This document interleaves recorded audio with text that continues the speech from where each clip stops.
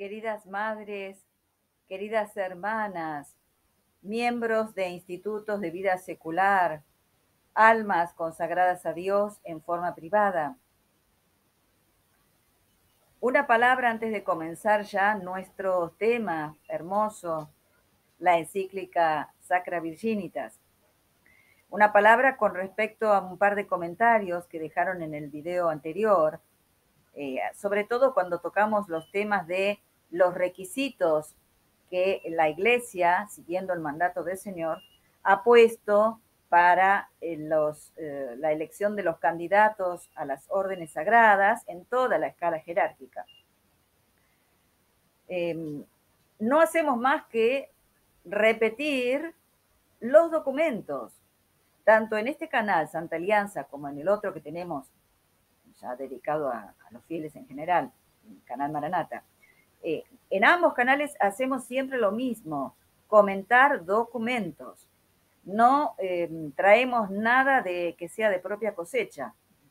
Simplemente damos a conocer lo que se enseñó siempre, que es cuyo desconocimiento es la causa de lo que estamos viviendo, de lo que no nos hayamos podido defender ante la incursión de doctrinas extrañas impuestas con supuestas autoridades que en realidad no había. ¿Cuántas veces se hayan dejado de lado esas normas de la Iglesia, en la historia de la Iglesia, algunas veces ha sucedido, sobre todo el tema de la santidad de vida, la exigencia de la santidad de vida para los candidatos a las órdenes sagradas? Cuántas veces se haya dejado de lado, sepan que todo eso ya ha sido juzgado, ya sucedió, y la Iglesia continuó luego, se llevaron a cabo elecciones bien hechas, consagraciones bien hechas, y bueno, ya está. No hay, como decíamos en otro video, la historia de la Iglesia no es rosa, no existe ninguna historia rosa, sino marchas y contramarchas, hombres santos, hombres no tan santos y hombres miserables que han actuado y que han dejado huella. Así que no autoriza de ninguna manera el que se hayan introducido corruptelas en el ámbito eclesiástico, de ninguna manera autoriza a tomar como normal o como cosa incluso bien hecha lo que en realidad no fue bien hecho. Por eso insistimos tanto en conocer los documentos de la Iglesia, atenernos a las normas que el Señor, los apóstoles, los padres de la Iglesia han dado siempre. Y sobre todo el desarrollar en nosotros, pedir al Señor e ir desarrollando en nosotros el horror a la herejía. Horror a la herejía, al desvío de la fe, al mínimo desvío de la fe, porque es justamente lo que el Señor condena inmediatamente. Así es. Ahora sí, aclarado eso, vamos a retomar nuestro estudio, nuestra meditación acerca de esta encíclica Sacra Virginitas, que ustedes saben que es del año 1954, cuanto más se acercaba la fecha de su muerte, el Papa Pío XII iba abriendo puertas para que todos los que viniésemos después tuviésemos un magisterio y unas normas prácticas para seguir en medio de el desastre que se venía, que se cernía, la toma de la estructura vaticana, la infiltración de la masonería eclesiástica en todos los cargos. Muy bien, vamos entonces a tomar la encíclica. Recordemos el llamado magnífico que nos hace el Papa a todos, el número 5. A todos y cada uno de estos amadísimos hijos nuestros que de algún modo han consagrado a Dios su cuerpo y su alma. Se refiere acá a todas las formas de vida consagrada. Nos dirigimos con corazón paterno y los exhortamos con el mayor encarecimiento posible a mantenerse firmes en su santa resolución y a ponerla en práctica con diligencia. Nos alienta para mantenernos. E inmediatamente en el número 6 nos dice por qué escribe esta encíclica, previendo qué peligro. No faltan hoy día quienes, apartándose en esta materia del recto camino, de tal manera exaltan el matrimonio que llegan a anteponerlo prácticamente a la virginidad y por consiguiente a menospreciar la castidad consagrada a Dios y el celibato eclesiástico. Por eso, la conciencia de nuestro oficio apostólico nos mueve hoy a declarar y sostener, ante todo, la doctrina de la excelencia de la virginidad y defender esta verdad católica contra tales errores. Fíjense ustedes qué visión, ¿no es cierto? Porque se va a referir justamente a todas aquellas corrientes que han llegado a anteponer prácticamente, la vida práctica, anteponer la dignidad del matrimonio a la virginidad y de menospreciar la castidad consagrada a Dios y el celibato eclesiástico.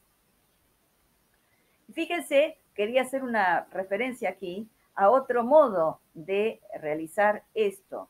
No solo exaltar el estado matrimonial por encima de la virginidad, sino que hay otro modo muy sutil, pero justamente muy peligroso, que es no ya exaltar, sino colocar en pie de igualdad el estado matrimonial con el estado de vida consagrada, la virginidad, la castidad perfecta, como si fueran iguales, de manera que da lo mismo, en definitiva, una cosa que otra.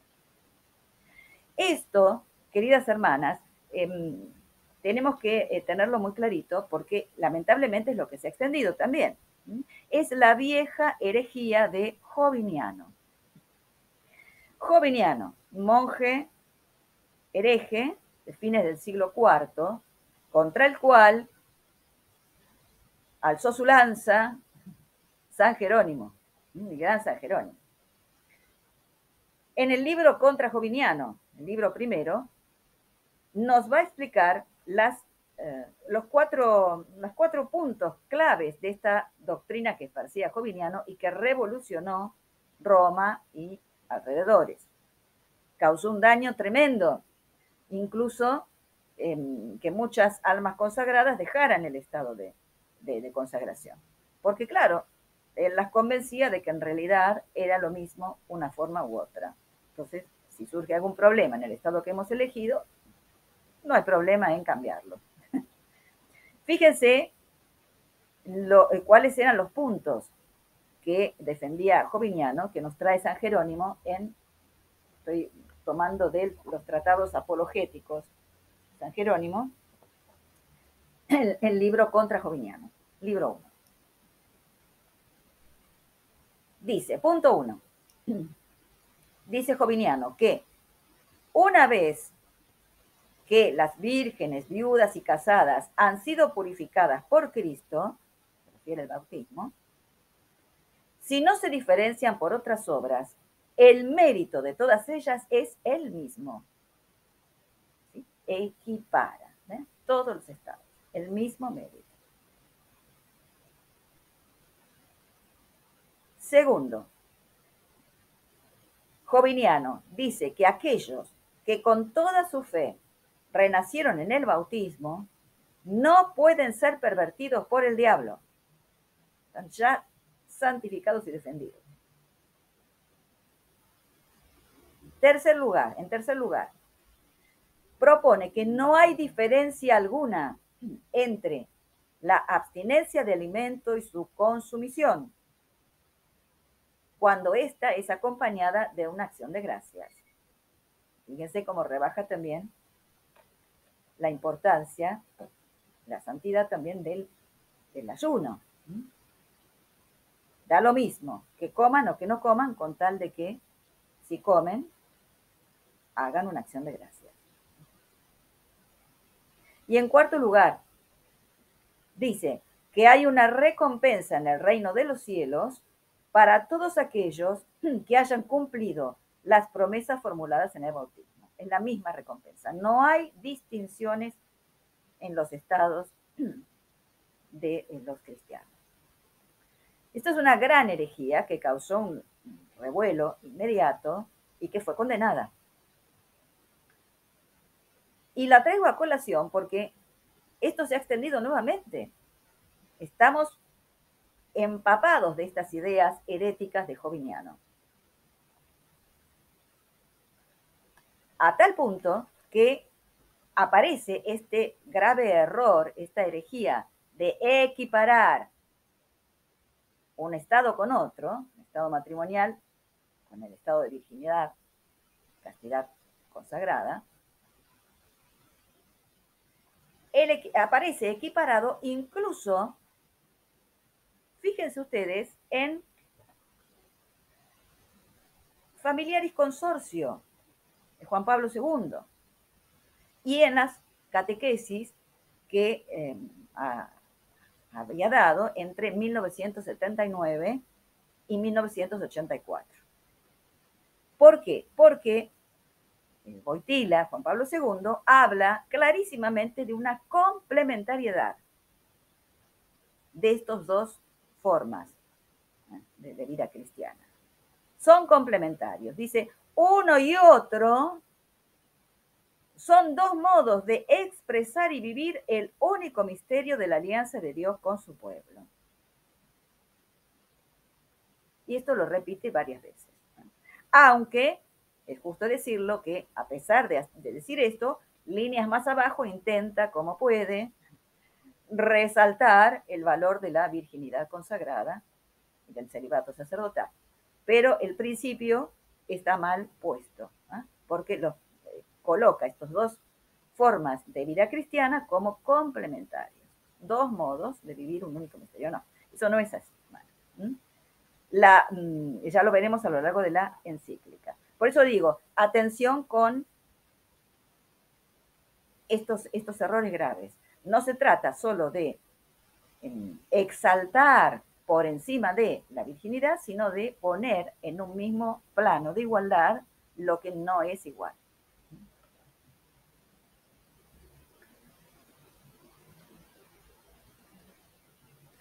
Habíamos dicho también que, leyendo la encíclica, que este estado de vida consagrada es la perfecta imitación de Cristo. La perfecta imitación de Cristo. En el número 12 la habíamos ya leído, pero justamente la vamos a retomar, dado lo que acabamos de comentar.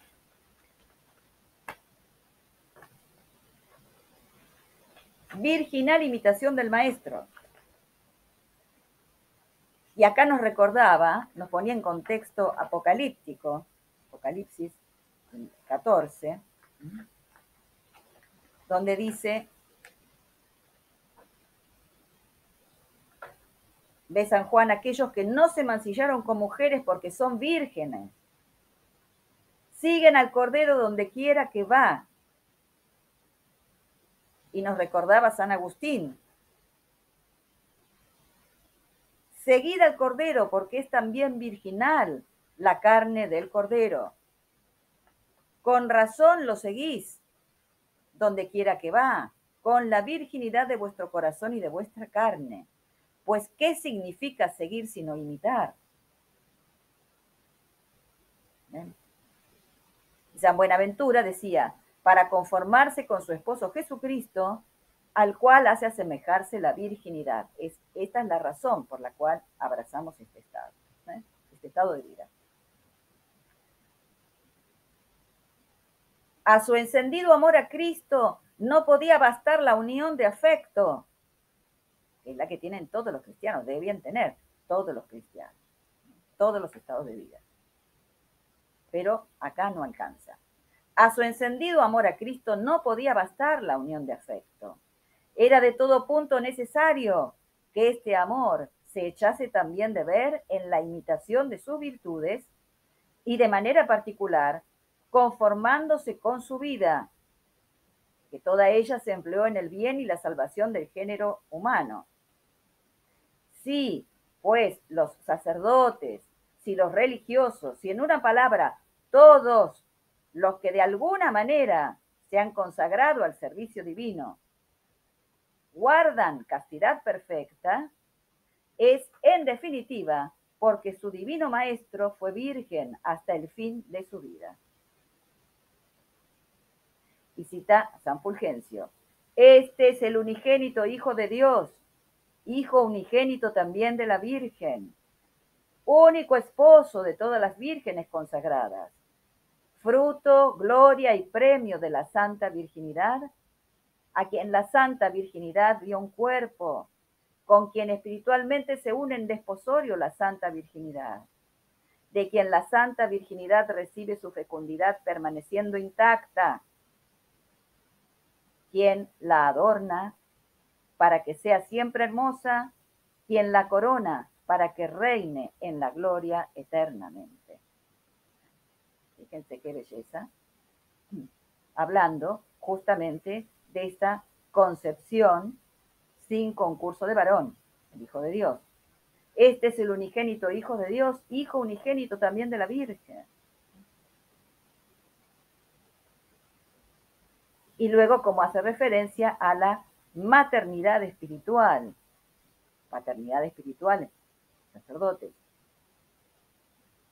Fecundidad permaneciendo intacta, es la generación espiritual de los hijos de Dios, a la vida divina. Siempre, hermanas, siempre somos madres, siempre. Somos esposas del Hijo de Dios, madres de cantidad inmensa de almas, que uno ni se imagina. Todas las almas que el Señor liga con cada uno de nosotros. Así que esa es la razón, ¿ven? Una dignidad la más grande, pues la perfecta imitación del Hijo de Dios hecho hombre. Y en el número 20 nos decía San Cipriano, en el número 20, qué hermoso, quiero retomar esto, en el número 20, San Cipriano nos mostraba cómo nuestra vida es ya un anticipo del siglo futuro. No sin motivo la virginidad es llamada virtud angélica, como con toda razón afirma San Cipriano dirigiéndose a las vírgenes. Lo que hemos de ser todos, ya vosotras lo habéis empezado a hacer. Tenéis ya en este mundo la gloria de la resurrección y pasáis por el mundo sin contaminaros con su corrupción. Mientras os conserváis vírgenes y castas, sois iguales a los ángeles de Dios. Se vive ya, ¿ven?, la gloria del siglo futuro, del cual es Padre del siglo futuro, el Señor, aquel que siendo Dios comenzó a existir como hombre y nació en Belén, el Padre del siglo futuro. Él nos introduce en esta vida totalmente divina, a imitación, la vida angélica. Miren qué hermoso. Palabras de San Cipriano.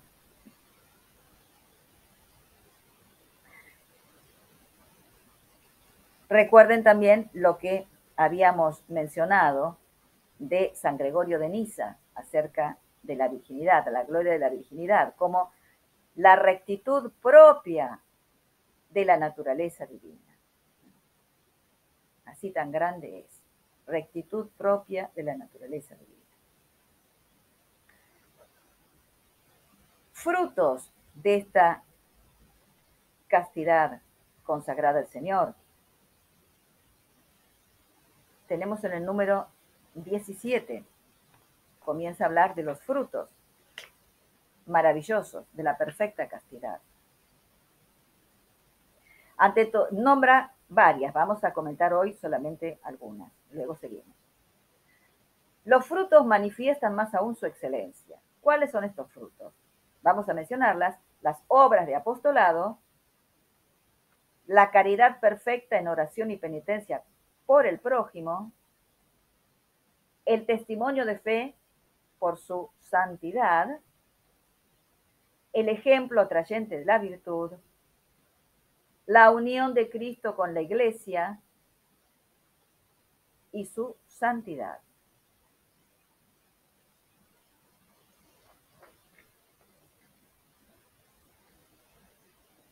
Las obras de apostolado. Comenzamos con este fruto maravilloso, porque justamente dice: quienes abrazan este estado de vida para dedicarse con más facilidad y más enteramente a la salvación de los prójimos por amor a Cristo.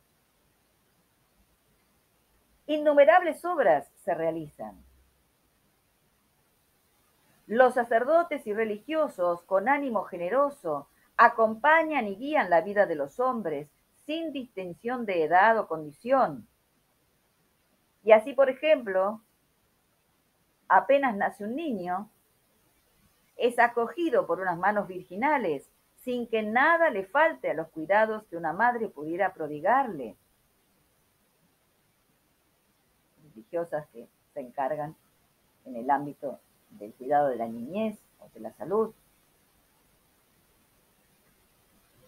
Si es mayor y ha alcanzado el uso de razón, se entrega a la educación de quienes lo instruyan en las enseñanzas de la doctrina cristiana y forjen debidamente su ingenio y su carácter. Todas las obras del campo de la educación. Si uno cae enfermo, enseguida tiene quienes, impulsado por el amor de Cristo, se esfuerzan con solícitos cuidados y convenientes remedios por restablecer su salud. Campo de los enfermos.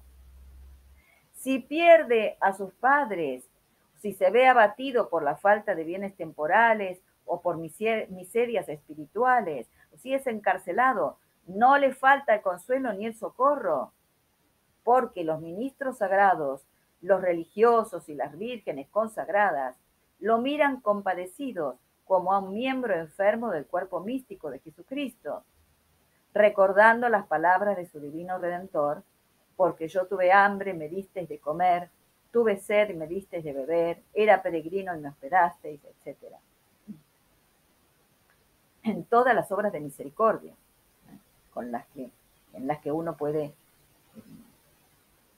a las que uno puede dedicarse según la vocación especial que haya recibido del Señor.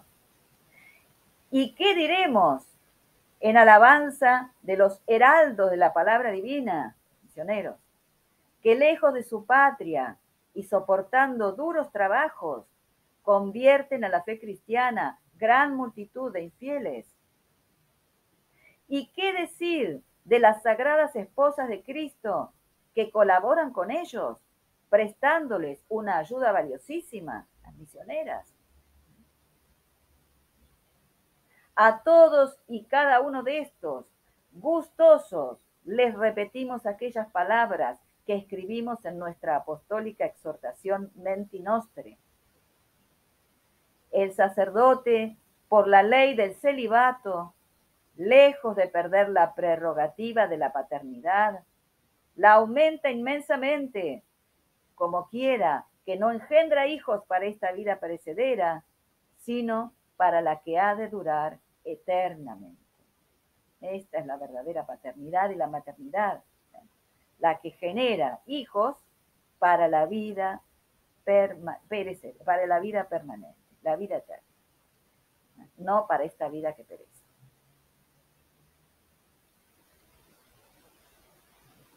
Y esto se enlaza con el otro punto, la caridad perfecta en oración y penitencia por el prójimo. O sea, no solo con las obras externas de misericordia, sino con la oración y la penitencia. Las encendidas súplicas que en favor de ellos se elevan, y por las graves privaciones que espontánea y gustosamente abrazan con el mismo fin, ya que a eso han dedicado toda su vida los siervos de Dios y las esposas de Jesucristo, principalmente los que viven en los claustros. La nota propia de la vida claustral, la vida contemplativa, la vida eremítica.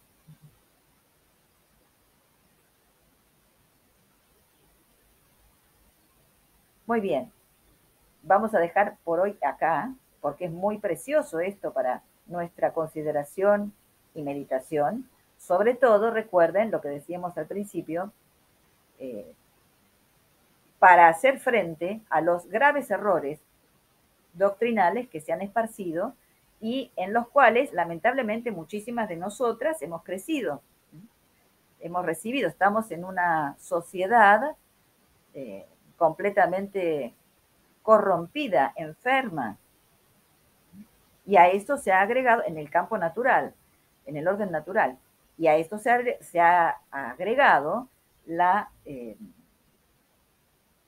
crisis terrible que estamos viviendo desde la muerte del Papa Pío XII y la suplantación de las autoridades verdaderas católicas por otras que no lo son y que han esparcido una doctrina completamente opuesta.